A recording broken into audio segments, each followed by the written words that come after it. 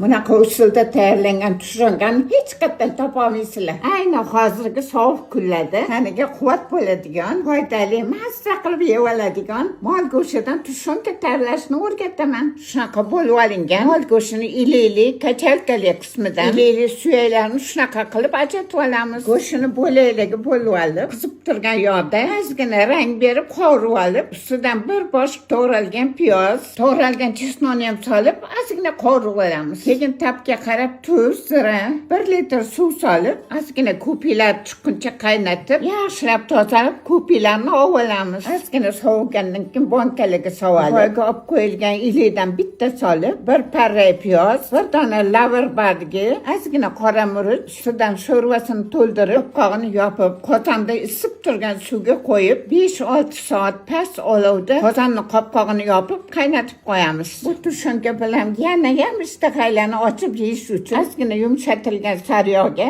mayda to'ralgan ukrop, bir dona chesnonni qirg'ichdan chiqarib solib, yaxshilab aralashtirib, mana shunaqa kesib olingan nonlarga surib, ozgina ustilari qizarib, qarsiltoq bo'lguncha duxovkaga qo'yib olamiz. Qaranglar, sovib ketganini. Yaqinda bo'lgan viruslardan keyin holsizlanib qolgan bo'lsanglar, shundan bitta tayyorlab yeb ko'rsanglar, juda quvvat bo'ladi. Go'shtlari xil-xil bo'lib ketdi, nonlari qisir-qisir, juda mazali.